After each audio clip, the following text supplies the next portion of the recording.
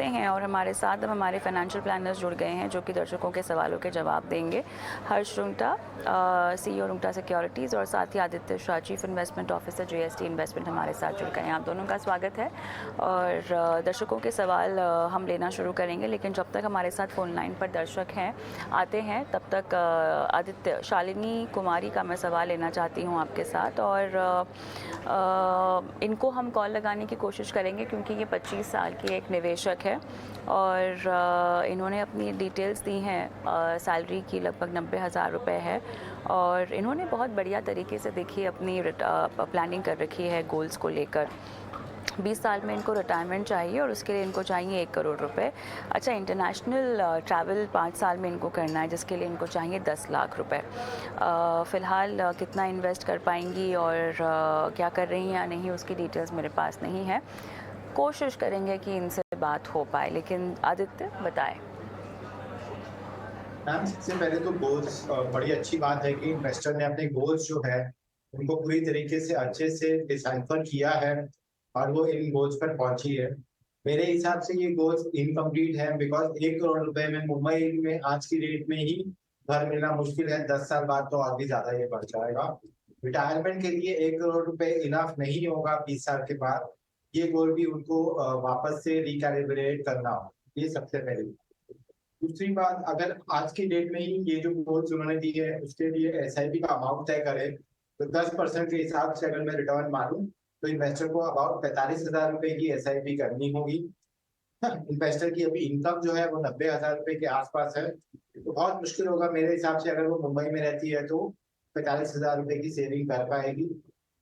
तो या तो वो दो चीजें कर सकती है, अभी छोटे अमाउंट से स्टार्ट करके अपनी SIP को इंक्रीज करते रहे, और दूसरी बात ये रहेगी कि जो उनका टाइम होराइजन है उसको बिल्कुल आगे बढ़ाए बिकॉज ये निर्धारित टाइम होराइजन में ये गोल्स कंप्लीट कर पाना थोड़ा मुश्किल है।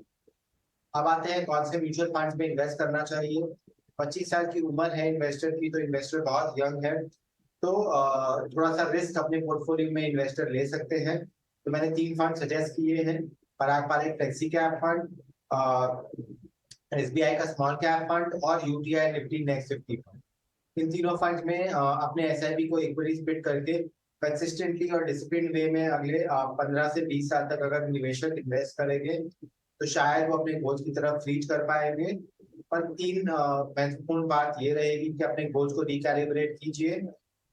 दूसरी बात ये रहेगी कि इन 3 फंड में कंसिस्टेंटली और डिसिप्लिन वे में इन्वेस्ट।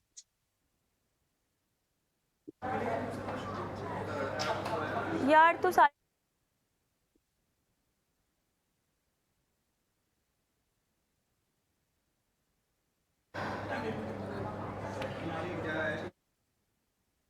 हैं और विनोद का सवाल लेते हैं। हर्ष, आपके लिए ये सवाल होगा। इनकी उम्र 40 साल की है और 60,000 रुपये ये कमाते हैं और PPF और PF और फिक्स डिपॉजिट में ये फ़िलहाल निवेश करते हैं। हमारे पास आज जितने भी दर्शक हैं इन्होंने जानकारी बहुत कम दी है और कोई भी फ़ोन लाइन पर नहीं मिल पा रहा है। इनको 55 साल की उम्र में रिटायरमेंट भी चाहिए और इसीलिए इनको और कोई ऑप्शंस चाहिए जो रिस्क बिल्कुल ये नहीं ले, रिस्क एवर्स ऑप्शंस चाहिए। हर्ष।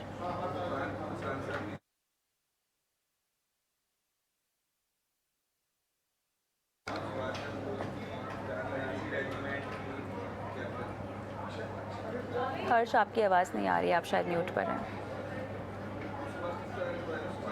I'm so sorry. कविता, अभी आवाज आ रही है आपको? जी।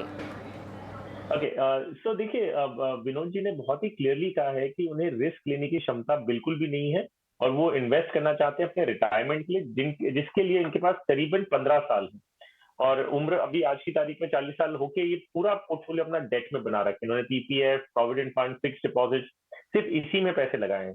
सो हम इस बात को रिस्पेक्ट करते हैं विनोद जी कि आप बिल्कुल भी रिस्क नहीं लेना चाहते हैं, आप मार्केट में कंफर्टेबल नहीं है इन्वेस्ट करने के लिए। तो हर एक निवेशक का ना खुद का एक प्रेफरेंस होता है, तो वो हम डेफिनेटली रिस्पेक्ट करते हैं। लेकिन अगर मैं थोड़ी सी लिबर्टी लूं विनोद जी और ये समझाने की कोशिश करूं कि आपको थोड़ा सा इक्विटी और डेट का मिक्स अपने पोर्टफोलियो में रखना होगा। कारण ये है कि लॉन्ग टर्म में हमारा उद्देश्य क्या होता है, हमारा ऑब्जेक्टिव क्या होता है जब हम पैसे बचाते हैं, वो ये है कि हमें एक अच्छी खासी पूंजी मिले जिससे हम वो पैसे हमारे डे टू डे एक्सपेंसेस के लिए आगे जाके यूज करें, 15 साल बाद यूज कर सकें। तो उसके लिए ये जरूरी है कि जो पैसे की परचेसिंग पावर है, जो खरीदने की क्षमता है वो बरकरार रहे, तो विच मीन्स कि हर्ष, आपको मैं आपको इन्फ्लेशन रोकना से ज्यादा। चाहूँगी क्योंकि हमारे साथ विनोद अभी फ़ोन लाइन पर मौजूद भी हैं, तो मेरे ख्याल से कुछ डिटेल्स अगर हमें उनसे चाहिए हो तो हम ले सकते हैं। विनोद जी नमस्कार, आपका सवाल हम ले रहे हैं और बहुत बहुत धन्यवाद सर, आपने अपना सवाल हमें भेजा। तो मुझे ये बताएं, आप रिटायरमेंट का लक्ष्य जो है वो पाना चाहते हैं अपनी इन्वेस्टमेंट स्ट्रैटेजी से, और आपको बहुत ही कम जोखिम वाला या बिल्कुल जोखिम वाला कोई भी ऑप्शन चाहिए, सही है ये? जी, जी बिल्कुल। लेकिन क्योंकि आप लगभग 15 साल के बाद की बात कर रहे हैं, थोड़ा सा भी अगर आप इक्विटी में एक बैलेंस्ड अप्रोच अपनाना चाहें तब भी क्या आप वो नहीं कर पाएंगे? क्योंकि हमारे लिए ये भी जानना ज़रूरी होगा कि आप कितना कमाना चाहते हैं या आपको रिटायरमेंट के लिए कितना कॉर्पस चाहिए, आपको कितना इकट्ठा करना है, ताकि आपके लिए एक रणनीति तय की जाए। देखिए मेरे को मतलब रिटायरमेंट जैसे अप्रॉक्सीमेटली अभी मेरी एज अभी 40 इयर्स हो जाएगी, तो मैं 55 इयर्स के अप्रॉक्सीमेट अपनी रिटायरमेंट प्लान कर रहा हूँ। तो मेरे को मैं चाहता हूँ कि जब मेरी रिटायरमेंट हो तो अप्रॉक्सीमेटली 30,000 के आसपास मेरी मंथली इनकम हो जाए, जिससे कि मेरे day to day expenses meet हो जाए। तो उसके लिए मैं अभी प्लान करना चाहता हूँ। और अभी रिस्क तक आप टेकिंग कैपेसिटी मेरी। हाँ जी। अभी तक आपका जो हाँ जी भाई। निवेश है वो कहाँ कहाँ पर है? पीपीएफ में कितना है, पीएफ में कितना है, फिक्स्ड डिपॉजिट में कितना है? क्योंकि आपने किसी भी तरह का आंकड़ा हमें दिया नहीं है, और रिटायरमेंट प्लानिंग बहुत ही गहराई वाली प्लानिंग होती है, तो उसमें ये सब आंकड़े हमारे लिए जानना ज़रूरी है। इसके अलावा आपका कहाँ कहाँ पे इन्वेस्टमेंट है, उसके बारे में ज़रा डिटेल्स दें। जी, पीपीएफ में अप्रॉक्सीमेटली मेरा जो पीपीएफ का बैलेंस है वो शायद 15-16 लाख के आसपास का होगा। एंड देन बैंक एफडीआर में मेरा 8 से 9 लाख रुपए इन्वेस्टेड है। और बस यही है, बाकी तो छोटी मोटी इन्वेस्टमेंट होंगी जिसमें अप्रॉक्सीमेटली टोटल मिला के 1 लाख होगा। कौन छोटी मोटी से मतलब क्या होता है? जैसे पोस्ट ऑफिस में आरडी होगी या ऐसे ही कुछ छोटा। तो वो कुल मिला के 1 लाख है। हाँ जी, हाँ जी। और 30,000 आपने कहा कि आपको 55 साल की उम्र के बाद लगेगा, रिटायरमेंट के बाद। हाँ जी, हाँ जी, हाँ जी। तो ये आपने ये आपका अब मौजूदा खर्चा कितना है हर महीने का?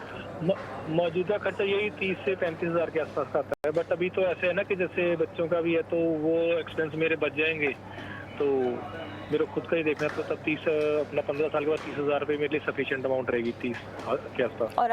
और आपके पास पेंशन का कोई प्रावधान है या आप इस निवेश पर ही आश्रित हैं पूरी तरह से?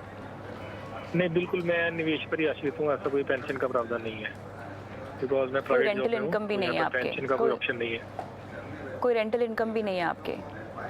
नहीं, अभी एट प्रेजेंट ऐसा कुछ भी नहीं है, ऑप्शन नहीं है। चलिए, ये सब चीज़ें हमारे लिए जानना ज़रूरी होता है क्योंकि आपके रिटायरमेंट की बात है। हर्ष, थोड़ी सी और क्लैरिटी आती हुई, 30,000 चाहिए इनको 55 साल की उम्र के बाद, और मेरे ख्याल से इस गणित को आप थोड़ा सा और ठीक कर पाएंगे। और कुल मिला के इन्होंने बताया 8-9 लाख शायद इनके फिक्स डिपॉजिट में, 15-16 लाख ये कह रहे हैं कि इन्होंने पीएफ में जमा कर रखे हैं जो इनको मिलेंगे। बताएं कैसे प्लानिंग करें? तो कविता, जैसे मैं कह रहा था कि जो ये कह रहे हैं कि इन्हें बिल्कुल भी इक्विटी में रिस्क लेना नहीं, इनकी रिस्क टेकिंग कैपेसिटी बहुत कम है, तो हम रिस्पेक्ट करते हैं विनोद जी इस चीज को कि आप कंफर्टेबल नहीं है इक्विटी में। लेकिन आपको ये समझना होगा कि आप जो भी निवेश कर रहे हैं अभी 15 साल के लिए कर रहे हैं, 15 साल में जो पैसे की कमाई, जो परचेसिंग पावर होती है वो धीरे धीरे कम होती रहती है ड्यू टू इन्फ्लेशन। महंगाई दर बढ़ती रहेगी तो आपके पैसे की जो खरीदने की ताकत है वो धीरे धीरे कम होती रहेगी। जब हम निवेश करते हैं, हम ये कह रहे हैं कि आज मैं ये पैसे यूज नहीं करूंगा, ये मैं अलग जमा कर रहा हूं ताकि मुझे 15 साल बाद काम आए। तो ये जरूरी है एज ए निवेशक कि हमें समझ के चले कि हमें हमारे परचेसिंग पावर जो है पैसे की वो बरकरार रखनी है। इसका मतलब क्या होता है कि मान लीजिए 100 रुपए में आज कोई चीज आप खरीद पाते हैं, तो 1 साल बाद अगर आप वही चीज खरीदने जाते हैं तो करीबन आपको 110 रुपए में मिलेगी, बिकॉज महंगाई है, इन्फ्लेशन है।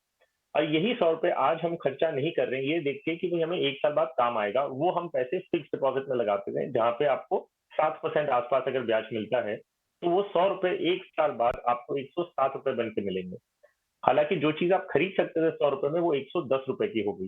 सो आपके पैसे की जो परचेसिंग पावर है वो धीरे धीरे कम होती रहेगी। सो हमारा उद्देश्य क्या होना चाहिए कि लंबी अवधि में, मान लीजिए 10-15 साल का जो आपका टाइम होराइजन है, वो होराइजन में कम से कम आपके पैसे की खरीदने की जो ताकत है वो बरकरार रहेगी। वो कैसे होगी? एक मोटा हिस्सा आपके इन्वेस्टमेंट का, क्योंकि आप एक कंजर्वेटिव इन्वेस्टर हैं, आप मान लीजिए 80% मेजर पोर्शन जो भी आप पैसा जमा करते हैं वो आप डेट में लगाइए। जो आप पीएफ, रिकरिंग डिपॉजिट, एफडी, जो भी आप कर रहे हैं वही करिए। लेकिन एक छोटा हिस्सा, मान लीजिए 20% तक आपको इक्विटीज में लगाना ही होगा। कारण ये है कि इक्विटीज में ही एक क्षमता होती है कि वो आगे जाते हुए इन्फ्लेशन बीटिंग रिटर्न्स दे सकें। हालांकि वोलेटिलिटी होती है, वो वोलेटिलिटी को आप हैंडल कर सकते हैं। हैंडल कैसे करेंगे कि आप एक एसआईपी के जरिए निवेश करें। आप हर महीने जब इन्वेस्ट करेंगे, मार्केट ऊपर नीचे करते रहेगा, लेकिन क्योंकि आप हर महीने कर रहे हैं और मान लीजिए आप 15 साल के लिए करते हैं, तो जो आपका एवरेजिंग मार्केट का होगा ओवर 15 ईयर्स, उसमें ये आप काफी हद तक ये मान सकते हैं कि मुझे आप लॉस तो नहीं होगा और प्रॉफिट होगा। तो क्योंकि अगर इंडियन इकोनॉमी बढ़ेगी तो मुझे भी मेरे इन्वेस्टमेंट जो इक्विटी इन्वेस्टमेंट है उस पर उस तरह के रिटर्न्स मिलेंगे जो इन्फ्लेशन को बीट करेंगे। ये मिश्रण पूरा 80% डेट 20% इक्विटी, ये पूरा जब मिश्रण आप देखेंगे 15 साल बाद, तो हो सकता है कि आप इन्फ्लेशन के बराबर या इन्फ्लेशन से थोड़ा ज्यादा कमाने की आपको क्षमता मिलेगी, तो थोड़ी पॉसिबिलिटी बढ़ेगी। तो ये कॉम्बिनेशन आप जितना भी नहीं चाहें आपको बना के तो रखना ही होगा। आपको अगर शुरुआत करनी है तो आप क्या करें, एक मात्र 1000 रुपए से हर महीने का शुरू करें और एक इंडेक्स फंड में लगा दें। तो वो ICICI approve BSE Sensex index fund में पैसे लगा दें। आप 1000 रुपये आप महीने का लगा रहे हैं, एक साल में आपका 12,000 रुपया लगेगा। 12,000 रुपया से आपको आप एक्सपीरियंस करिए कि मुझे एक साल का एक्सपीरियंस कैसे हो रहा है, क्या ये ठीक है, क्या मुझे समझ में आ रहा है। अगर अच्छा लगे एक साल बाद तो आप उसे बढ़ाइए, नहीं समझ में आ रहा है तो बंद कर दीजिए। उसमें कोई वैसे ही कोई बात नहीं कि आप उसे बंद नहीं कर सकते। क्या होगा, 12,000 रुपये आप जमा कर रहे हैं, अगर आपको समझ में आता है तो बहुत अच्छा होगा। जो स्टेक है आपका 12,000 रुपये ही लॉस होगा, जितना आपने इन्वेस्ट किया। मान लीजिए मार्केट एक साल बाद गिर जाता है तो आपको 12,000 रुपये ही लॉस होगा। ये एक अच्छी एक्सरसाइज होगी कम से कम आपको समझने के लिए कि एसआईपी फंक्शन कैसे करता है। और एक चीज और बता दूं, इक्विटी इन्वेस्टमेंट एक साल में भी आप जज नहीं कर सकते, तो एक साल के बाद भी हो सकता है आपको नेगेटिव रिटर्न मिले। लेकिन मैं सिर्फ चाह रहा हूं कि कम से कम आप शुरुआत करें ताकि रियल सेंस में आप पैसे कमा सकें, और आखिर में जब आपको 30,000 रुपये महीने के चाहिए तो उसके लिए एक राशि जमा हो और आपके पैसे भी उतना ही काम करें जितना आप कर रहे हैं। तो ये कॉम्बिनेशन मेरा सजेशन रहेगा कि शुरू करें, छोटी रकम से करें और एक इंडेक्स फंड से करें जिसका नाम मैंने आपको ऑलरेडी बता दिया, ICICI approve BSE Sensex plan. और एक साल बाद आपको नहीं जमता है बंद कर दीजिए, अगर कंफर्टेबल है, समझ में आता है मार्केट तब तक, तो उसे बढ़ाइए। तो इस तरह से कॉम्बिनेशन करिए। डेट कैटेगरी में जो आप कर रहे हैं, आपका पीएफ है, पीपीएफ है, रिकरिंग डिपॉजिट है, वो अच्छा है, वो आप कंटिन्यू कर सकते हैं, उसमें कोई दिक्कत नहीं है। बस थोड़ा झुकाव, थोड़ा समझ, थोड़ा अपने आप को कंफर्टेबल बनाइए, ट्राई तो करिए, और कुछ नहीं तो कोशिश तो करना तो बनता है आप। विनोद, और कोई सवाल आपको पूछना है हर्ष को? मेरा एक छोटा सा क्वेश्चन था कि जैसे सर ने बोला कि इक्विटी मार्केट में इन्वेस्ट करना पड़ेगा, तो मेरे को डायरेक्ट स्टॉक्स में इन्वेस्ट करना चाहिए, म्यूचुअल फंड के थ्रू करना चाहिए? हर्ष नहीं, मैं आपको डायरेक्ट स्टॉक्स में तो बिल्कुल भी नहीं, क्योंकि आप इक्विटी समझते ही नहीं है और आप करना ही नहीं चाहते, तो डायरेक्ट शेयर में तो बिल्कुल ही नहीं जाना है आपको। मैं आपको इनफैक्ट म्यूचुअल फंड का जरिया बता रहा हूँ, उसमें एसआईपी करने के लिए कह रहा हूँ, और उसमें भी मैं आपको एक इंडेक्स फंड दे रहा हूँ जो ICICI approve S&P BSE Sensex fund. ये म्यूचुअल फंड की एक स्कीम है जिसमें आपको कुछ नहीं करना है, जो स्टॉक खरीदना बेचना वो फंड मैनेजर करेगा म्यूचुअल फंड की स्कीम के अंदर। धन्यवाद विनोद जी, आपने सवाल भेजा हमें। और इसी के साथ हम रुकते हैं छोटे से ब्रेक के लिए, और ब्रेक के उस पार दर्शकों के सवालों का जवाब का जो सिलसिला है वो जारी है, बने रहिए।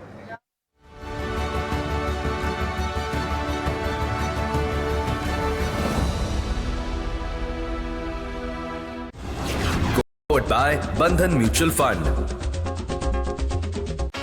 ईटी नाउ स्वदेश पर अब है ना सिर्फ मार्केट की बारीकियां, बल्कि है कमाई का भी अच्छा मौका। हम आपको देंगे एक शानदार आइडिया हर 5 मिनट में। टेक्निकल हो या फंडामेंटल, शॉर्ट टर्म हो या फिर लॉन्ग टर्म, अब सब कुछ मिलेगा आपको। तो देखिए हर ट्रेडिंग डे सुबह 8 बजे से शाम 4, सिर्फ ईटी नाउ स्वदेश पर। बढ़ो देश के साथ। पॉलिसी बाजार पर 1 करोड़ रुपए का टर्म लाइफ इंश्योरेंस केवल 450 रुपए महीने से शुरू। डोंट डू घोर पाप, पॉलिसी बाजार से टर्म लाइफ इंश्योरेंस अभी ले लो आप। बच्चे शरारती, बड़े बीमार। ये पेंट में हो सकता है कोई चमत्कार? नेरोलैक। ये पेंट नहीं, पेंट प्लस है। दीवारें इजीली साफ कर लो, जम्स की तुम बैंड बजा लो, with beauty gold washable Japanese technology बनाए मेरे घर को साफ प्लस सेफ।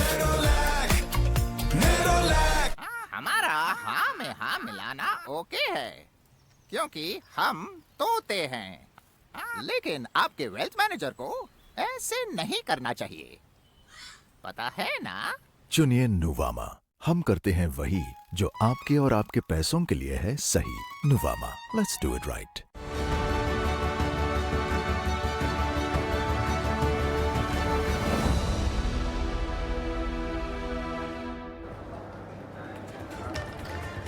Welcome back. आप देख रहे हैं बनो अपना फाइनेंस मिनिस्टर और मैं हूं आपके साथ कविता थपलियाल। आदित्य शाह और हर्षवर्धन रुगडा हमारे साथ जुड़े हुए हैं जो आपके सवालों के जवाब देंगे। आदित्य के लिए हमारे साथ संदीप आनंद हमारे दर्शक फोन लाइन पर हैं। संदीप नमस्कार, कैसे हैं आप? नमस्कार मैम, मैं बिल्कुल ठीक हूँ। आपका शो बहुत बढ़िया मैम। मैं आपके दोनों शो देखता हूँ, दिन में 18 पे भी और 18 स्वदेश पे भी। नॉर्मली मिस हो जाता है बट यूट्यूब पे दोनों देखता हूँ। Thank you so much. बहुत अच्छा लगा ये जानकर और धन्यवाद, आपने अपना सवाल भी हमें भेजा। बताइए, आपका सवाल वैसे मेरे पास है बट हमारे गेस्ट को भी आप चाहें तो पूछ सकते हैं। आपके ma'am, क्रेडिट तो मेरा- स्कोर पर जी पूछिए। यस मैम, तो मेरा क्वेश्चन ये था कि एक्चुअली मैं क्रेडिट कार्ड की पेमेंट हमेशा टाइम पे कर देता हूँ, बट मैं ना जब ड्यू डेट है उससे 1 या 2 दिन सिर्फ पहले पे करता हूँ। तो मुझे पता करना था कि क्या ये नेगेटिवली इम्पैक्ट करता है क्रेडिट स्कोर को। तो मतलब दूसरे वर्ड्स में कि अगर मैं जैसे जिस दिन स्टेटमेंट आती है उसी दिन पे कर दूँ, ड्यू डेट की वेट ना करूँ, तो क्या मेरा क्रेडिट स्कोर इम्प्रूव होगा? That's my question ma'am. आपका अभी फ़िलहाल ख़राब हो रखा है? नहीं मैम, मेरा तो 800 के ऊपर है, but maybe I am just too finicky maybe. अच्छा, बहुत बढ़िया। 800 के ऊपर मेरे ख्याल से बहुत ही कम लोगों का ऐसा होता होगा और अच्छी बात यह है कि आप काफ़ी जागरूक हैं, आपको पता है कि आपका स्कोर जो है वो कितना है। तो ये तो हम सभी दर्शकों को भी कहते हैं कि साल में कम से कम एक क्रेडिट रिपोर्ट तो आपको मंगवानी चाहिए और मेरे ख्याल से फ्री भी मिलती है, जिसका इस्तेमाल करना चाहिए और आपको पता चले कि आपकी स्कोरिंग कहाँ पर है। आदित्य, संदीप का ऐसा सवाल है कि आप बाकी दर्शकों को भी बहुत तरह की समझाइश दे सकते हैं। तो सबसे पहले क्रेडिट स्कोर होता क्या है, बनता क्या है, इसी से शुरुआत करते हैं, बताएं।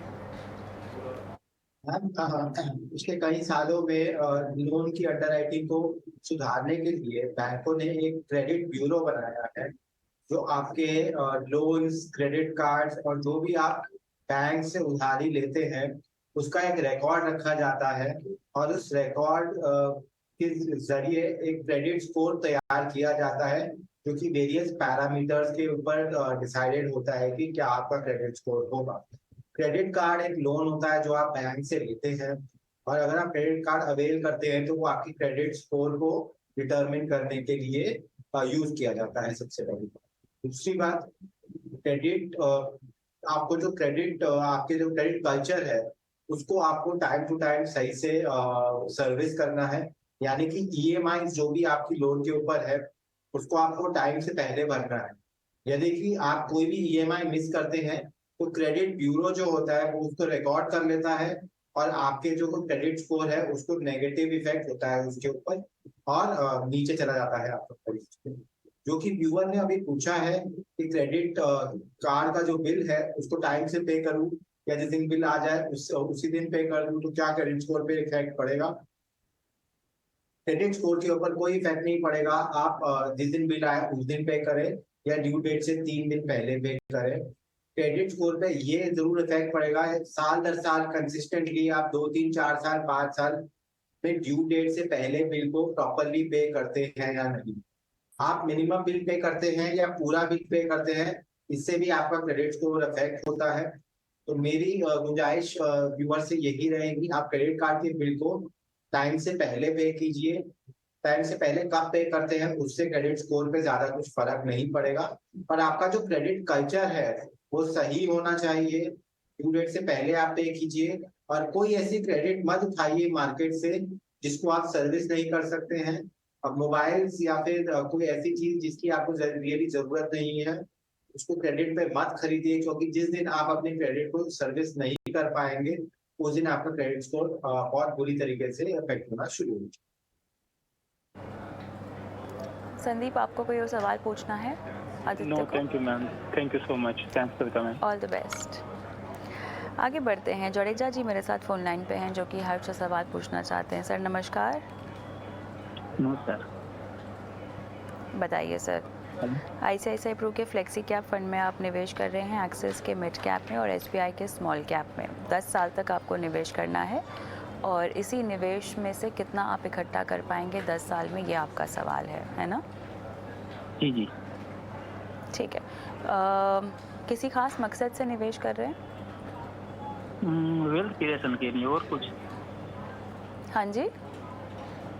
नहीं, पैसा इकट्ठा करना है और कुछ नहीं, बेटी की शादी के लिए।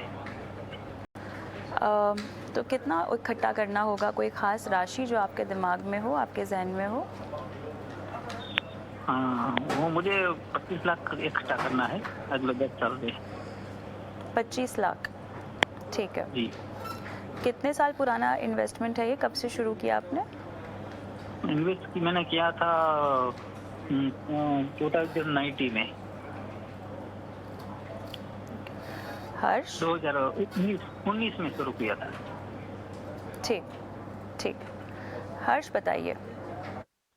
या सो कविता, पहली बात तो जडेजा जी का जो पोर्टफोलियो है वो ठीक है। इन्होंने जो आईसीआईसीआई प्रू फ्लेक्सी कैप में 5,000 रुपए है, एक्सिस मिड कैप में 3,000 और एसबीआई स्मॉल कैप में 2,500। सो आई थिंक एलोकेशन भी अच्छा है कि लार्ज कैप में ज्यादा है, मिड कैप में उससे थोड़ा कम और स्मॉल कैप में उससे कम। So I think allocation wise, scheme wise Jadeja ji आपको कोई भी चेंजेस करने की जरूरत नहीं है, आप कंटिन्यू कर सकते हैं। और अच्छी बात यह है कि जो आपने पूछा है कि 10 साल बाद ये कितना बन सकता है, सो अगर हम एक एस्टिमेशन लें कि इक्विटी से जो हमारा एक्सपेक्टेशन होता है कि करीबन 12 से 14% के आसपास का रिटर्न मिले, अगर उतना आता है तो आपका जो लक्ष्य है 10 साल बाद आपको करीबन 25 लाख रुपए चाहिए थे। सो ये एस्टिमेशन भी हम करते हैं तो ये एस्टिमेशन करीबन 25 लाख रुपए आसपास आ जाता है। सो आई थिंक स्कीम्स अच्छी हैं, एलोकेशन ठीक है और जो आपका टारगेट है, अगर ये एस्टिमेटेड रिटर्न मिलता है विच इज 12 to 14%, तो आपका अक्यूमुलेशन भी करीबन 25 लाख रुपए होगा। So I think all is good. आप अभी कंटिन्यू करिए जैसा है और कोई दिक्कत नहीं, कोई चेंजेस करने की फिलहाल जरूरत। चलिए, ऑल द बेस्ट। विवेक मेरे साथ फोन लाइन पर हैं जो आदित्य से सवाल पूछेंगे। नमस्कार।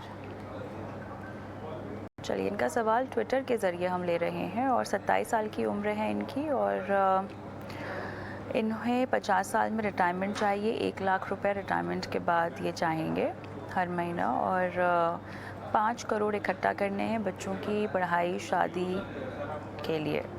पराग पारेख का flexi cap, ICICI Pru PSC Sensex fund है, क्वांट का एक्टिव फंड है, कैनरा बैंक का ब्लू चिप है, एसबीआई का स्मॉल कैप है, एक्सिस का मिड कैप है और एसबीआई का कॉन्ट्रा फंड है इनके पास और डायरेक्ट स्टॉक्स में भी ये निवेश कर रहे हैं।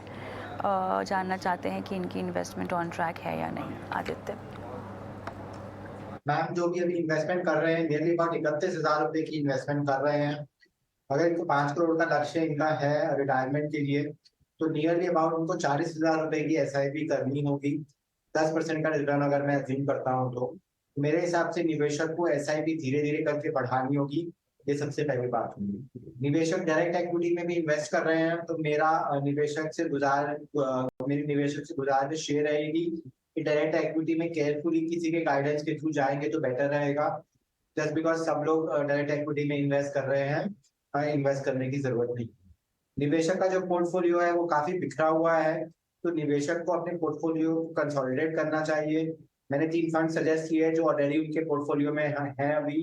पराग Parekh flexi cap fund, SBI small cap fund और एक्सिस मिड कैप फंड। इन 3 फंड्स में अपनी एसआईपी को इक्वली स्प्लिट कर देंगे और कंसिस्टेंट और डिसिप्लिन वे में अगले 15 से 20 साल में इन्वेस्टमेंट करेंगे तो शायद अपने गोल को रीच कर पाएंगे।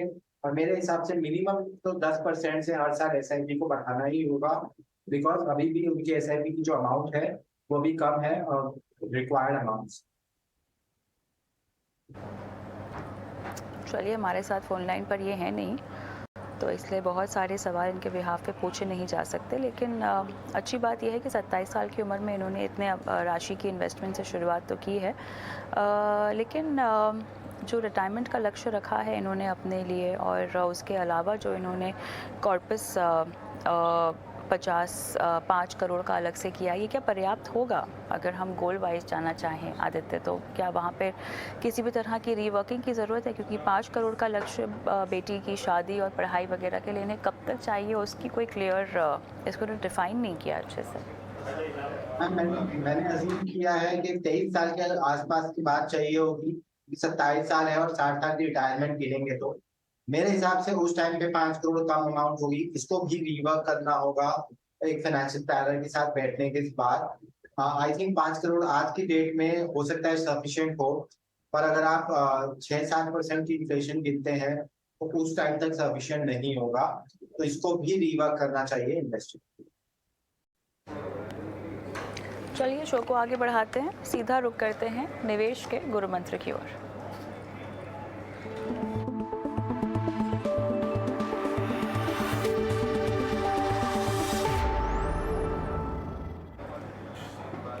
हर्ष, क्या है आपका गुरु मंत्र आज का? वेल देखिए कविता, मैं कहूंगा कि पोर्टफोलियो जब भी आप बनाएं आपको इक्विटी और डेट का मिक्स होना ही होना है। कारण ये है, इक्विटी में वॉलेटिलिटी रिस्क है और डेट में इंटरेस्ट रेट रिस्क है। इसका मतलब इन्फ्लेशन रिस्क है रादर। इसका मतलब ये होता है कि इक्विटी में मार्केट वॉलेटाइल रहेगा तो उसका रिस्क है, तो आप उसको मैनेज कर सकते हैं एसआईपी के जरिए। डेट में इन्फ्लेशन रिस्क है, विच मीन्स कि जो ब्याज आप कमाते हैं वो महंगाई दर से भी कम होता है, तो उसको आप कुछ भी नहीं कर सकते उसका। तो जो रिस्क आपके पास मैनेजेबल है वो आपको लेना ही होगा, which is volatility risk, which is equity. So equity debt का एक मिक्स रखिए। अगर आप एक कंजर्वेटिव इन्वेस्टर हैं तो कम रखिए इक्विटी का। अगर आप मार्केट को समझते हैं और एग्रेसिव कॉल ले सकते हैं तो थोड़ा ज्यादा रखिए, लेकिन एक मिक्स रखना होगा। 80% डेट 20 इक्विटी या other way round, 80 equity 20 debt या 50-50 जो भी है आपको पोर्टफोलियो में रखना ही होगा, ताकि ओवर लॉन्ग टर्म आप अपने पोर्टफोलियो पे इन्फ्लेशन से ज्यादा कमा सकें। आदित्य? मैम, जैसे कि हमारी थाली में रोटी सब्जी दाल और राइस होता है, वैसे ही हमारे पोर्टफोलियोज के अंदर एसेट एलोकेशन होना चाहिए। इक्विटी, डेट, रियल एस्टेट और गोल्ड, इन सबका मिक्सचर होना चाहिए। इक्विटी यंग एज में डोमिनेट करना चाहिए, और जैसे जैसे आप ओल्डर एज की तरफ जाते हैं और आपके पैसे बनते जाते हैं तो डेट आपके पोर्टफोलियो में डोमिनेट करना चाहिए। पर इन चारों एसेट क्लासेस का मिक्सचर होना चाहिए। कभी भी अपने एग्स को सिर्फ एक बास्केट में मत रखिए। सिर्फ और सिर्फ इक्विटी में भी मत इन्वेस्ट कीजिए और सिर्फ फिक्स्ड डिपॉजिट में भी इन्वेस्ट मत कीजिए। हर एक एसेट क्लास का एक मिक्सचर बनाइए और एक एसेट एलोकेशन के तहत अपने इन्वेस्टमेंट्स को आगे ले जाइए। ऑलराइट, तो डाइवर्सिफाइड पोर्टफोलियो क्यों ज़रूरी होता है और इसी से जुड़े हमारे गुरु मंत्र हमारे आज के पैनलिस्टों से। आखिरी सवाल हर्ष आपके लिए है। किरण का लेंगे कर्नाटका से सवाल भेजा है। HDFC टैक्स सेवर फंड में ये SIP कर रहे हैं और SBI फ्लेक्सी कैप में भी। इन्हें एक और म्यूचुअल फंड में अपनी SIP की शुरुआत करनी है लगभग 2500 रुपये से, और ये कह रहे हैं कि मल्टी कैप में लगभग 18 से 20 साल की अवधि के लिए निवेश करना चाहते हैं। और करंट पोर्टफोलियो जो मिक्स है इनका, जिसमें एक टैक्स सेवर फंड है और एक फ्लेक्सी कैप है, तो क्या एक मल्टी कैप को बैठाना सही होगा या नहीं, ये इनका सवाल है। जी हाँ कविता, मल्टी कैप अगर ये अपने पोर्टफोलियो में जोड़ना चाहते हैं तो बेशक जोड़ सकते हैं। हालांकि फ्लेक्सी कैप में भी बढ़ाते हैं तो कोई इतना दिक्कत नहीं होगा, लेकिन मल्टी कैप की एक जो यूनिक फीचर है वो ये है कि आपको large cap, mid cap and small cap market के तीनों सेगमेंट्स में मिनिमम 25% आपका पैसा लगेगा। सो ये एक अश्योरेंस हो जाता है कि भाई आप मार्केट के सारे सेगमेंट से पार्टिसिपेट कर रहे हैं। तो 75% पैसों के साथ क्या होने वाला वो तो आपको पता ही है।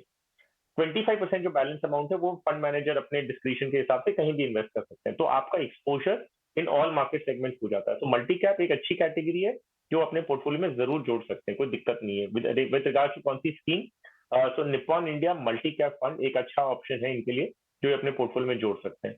आखिरी में सिर्फ एक बात कि इनके सारी जो स्कीम्स है वो एक्टिवली मैनेज्ड है। इन्हें पोर्टफोलियो को रिव्यू करना चाहिए रेगुलरली, और वंस इन 2 ईयर्स, क्योंकि एक SIP बेस्ड इन्वेस्टर है, सो वंस इन 2 ईयर्स ये अपनी स्कीम्स को एक बार इवैल्यूएट कर लें कि क्या ये बेंचमार्क से कैसे परफॉर्म कर रहे हैं, ये पेयर ग्रुप में कैसे कर रहे हैं, और फिर अगर कोई चेंजेस करने तो करें। अगर सब ठीक है तो फिर चलते रहने दीजिए। सो 2 साल में एक बार रिव्यू करें, निप्पॉन इंडिया मल्टी कैप अपने पोर्टफोलियो में जोड़ें और अपनी इन्वेस्टमेंट्स आगे बढ़ाते हैं। ऑलराइट, चलिए इसी के साथ हर्ष आपका और आदित्य आपका बहुत बहुत धन्यवाद। समय निकाला दर्शकों की फाइनेंशियल प्लानिंग आज आपने शो के जरिए करवाई।